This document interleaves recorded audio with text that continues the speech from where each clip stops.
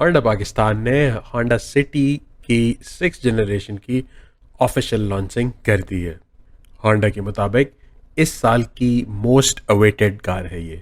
मेरा ख्याल है कि ये बात करना थोड़ा सा गलत होगा, क्योंकि इनफैक्ट पिछले 6 साल से इस गाड़ी का इंतज़ार हो रहा है, क्योंकि फाइनली इस साल होंडा ने सबसे आखिर में लॉन्च की है। जैसे मेरी पुरानी वीडियो में मैंने ये बताया था कि 5 वेरिएंट्स होंगे, तो इट्स कंफर्म नाउ कि 5 वेरिएंट्स हैं। 1200 CC manual, 1200 CC CVT, 1500 CC CVT, 1500 CC Aspire manual और 1500 सीसी आस्पायर सीवीटी। इसकी ऑफिशियल प्राइसेस तो अभी उन्होंने नहीं बताई, लेकिन इसकी स्पेक शीट आ गई हुई है और हम अभी इसी पे बात करेंगे कि इस गाड़ी में कौन से फीचर्स उन्होंने दिए हैं और कौन से नहीं दिए। पहले बात करते हैं उन बेसिक फीचर्स की जो सब गाड़ियों में स्टैंडर्ड है। इनमें सबसे पहले ब्रेक्स की बात कर लेते हैं। सारी गाड़ियों में ABS स्टैंडर्ड है विद EBD और brake override system with alarm. ये एक अच्छा सिस्टम है, इसके बारे में फिर कभी डिटेल में बात करेंगे। इसको बाज़ात स्मार्ट ब्रेक पेडल भी कहते हैं। सस्पेंशन जो है वो सब वर्जन्स में सेम है। सामने अगले वाले टायर्स में मैकफिसन स्ट्रट्स हैं और पिछले वाले टायर्स में टॉर्जन बीम है। और स्टैंडर्ड है ड्राइवर सीट हाइट एडजस्टमेंट। ये सारी गाड़ियों में अवेलेबल है, जो कि एक बहुत अच्छा फीचर है। इसके अलावा auto door lock by speed, यानी कि गाड़ी जब एक स्पेसिफिक स्पीड से ज़्यादा हो जाएगी तो डोर खुद ब खुद लॉक हो जाएंगे। ये भी सारी गाड़ियों में स्टैंडर्ड है।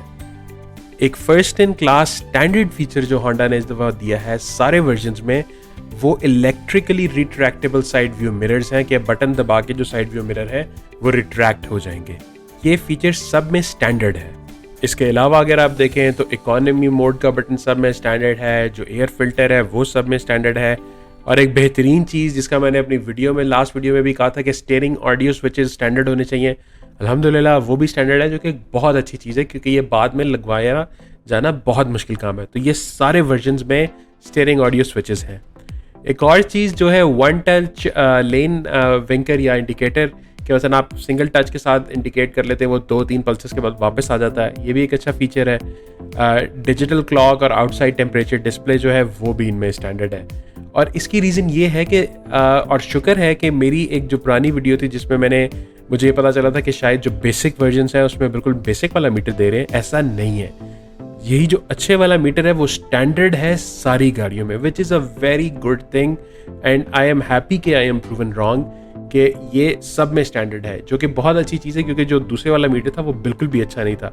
तो जो नया जिसको ये tri dimensional 3 ring with white illumination meter कह रहे हैं, जिसके अंदर एक छोटा सा मल्टी इन्फॉर्मेशन डिस्प्ले भी है, वो स्टैंडर्ड है सारी गाड़ियों में, which is a very good thing. और उसकी वजह से डिजिटल क्लॉक भी स्टैंडर्ड है, आउटसाइड टेम्परेचर डिस्प्ले भी स्टैंडर्ड है। हेडलाइट जो है वो ड्यूल बीम जो हेडलाइट्स हैं वो सब में स्टैंडर्ड है। डे लाइट DRLs जो हैं वो भी स्टैंडर्ड हैं। LED जो रेयर लाइट्स हैं वो बल्ब वाली हैं।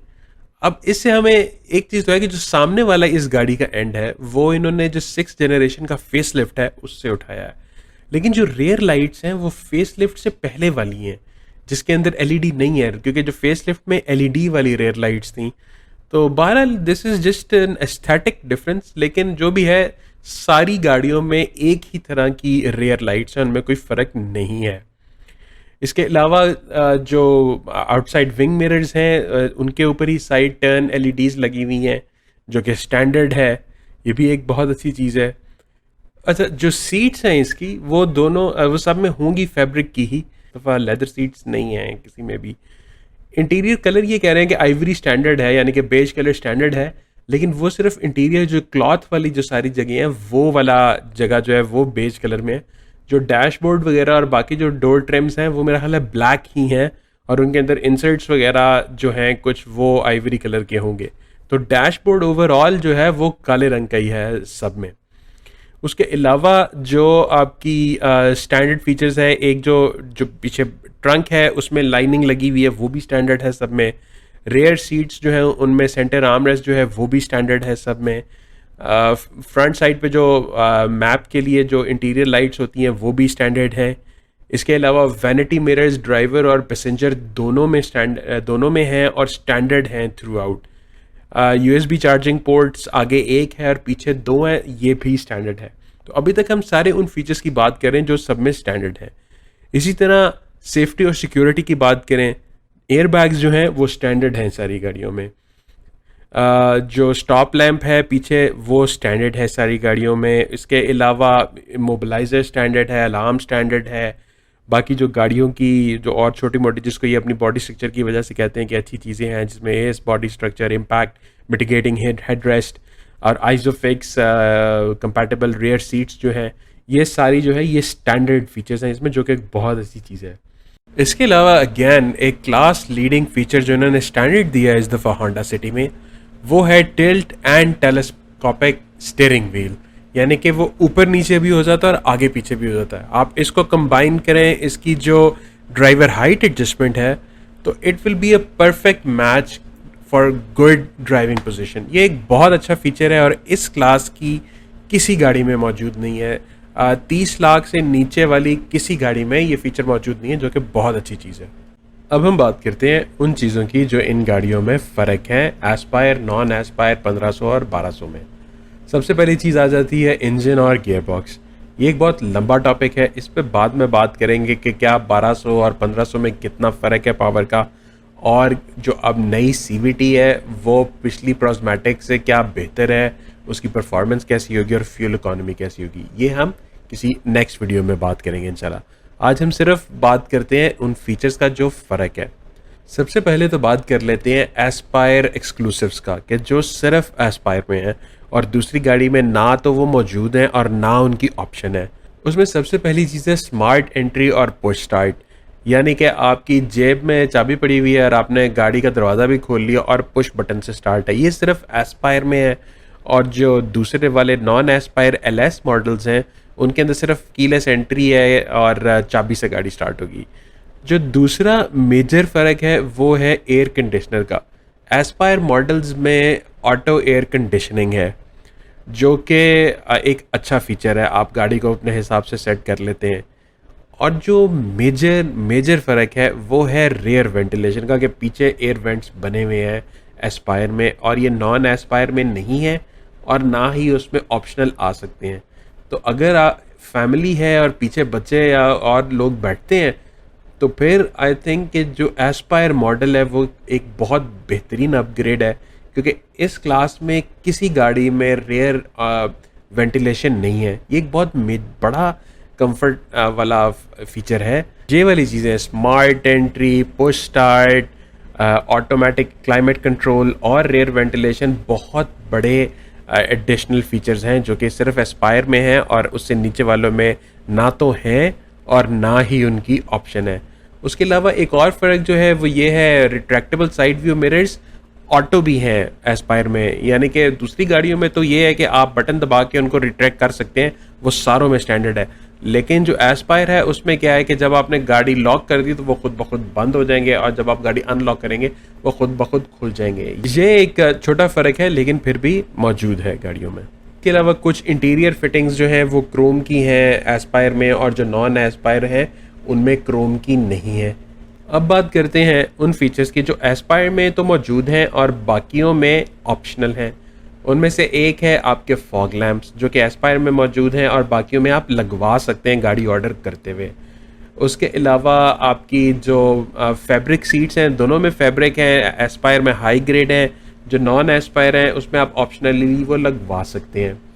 फिर तीसरी चीज़ आपकी जो आ जाती है वो है Android based capacitive touch screen है एस्पायर में। जो नॉन एस्पायर में है उसमें 7 इंच की थोड़ी छोटी स्क्रीन लगी हुई है, लेकिन वो भी टच स्क्रीन है। स्टीयरिंग माउंटेड कंट्रोल्स उसमें भी हैं। उसमें कैमरा अवेलेबल है, आप लगवा सकते हैं, लेकिन लगा हुआ नहीं है। या उसके अलावा आप उसके अंदर 9 इंच वाला एस्पायर वाला वर्जन भी, एस्पायर वाला मल्टीमीडिया भी लगवा सकते हैं ऑप्शनल।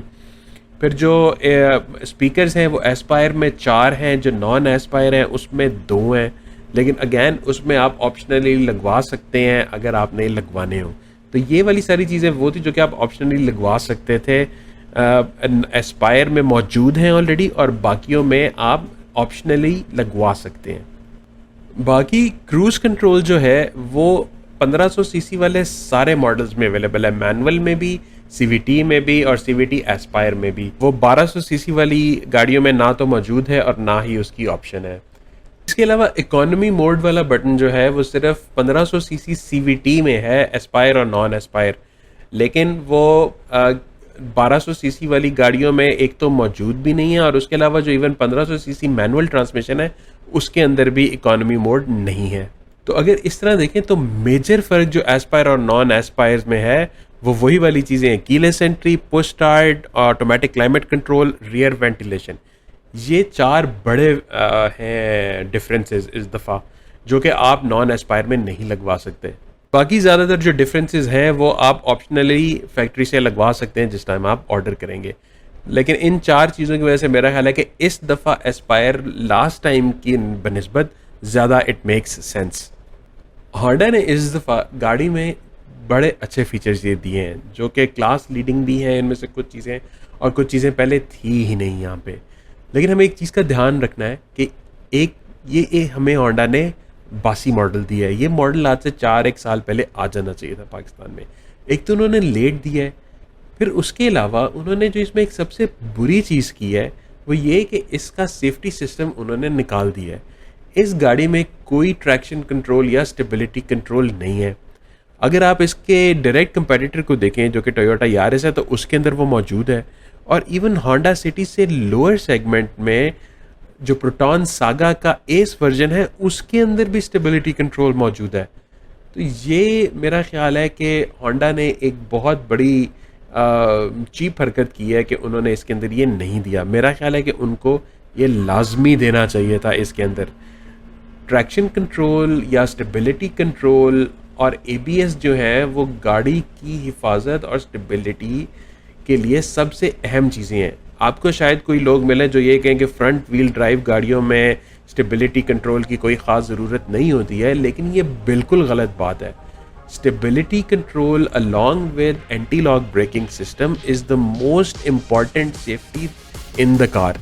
बाकी सारी चीज़ें, एयर बैग्स हो गए, आपके गाड़ी का स्ट्रक्चर हो गया, सीट बेल्ट्स हो गई, जो भी है वो उस वक्त इस्तेमाल होता है जब खुदा ना खास्ता गाड़ी का एक्सीडेंट हो जाए और तब वो आपको बचाएं। लेकिन उस एक्सीडेंट से बचाने के लिए उससे पहले की चीज़ जो है वो स्टेबिलिटी कंट्रोल है, और वो होंडा ने इसमें नहीं दी, जबकि वो इंटरनेशनली इस मॉडल में मौजूद थी, जो कि मेरा ख्याल है कि होंडा ने बहुत गलत किया कि पाकिस्तान में ये नहीं दी।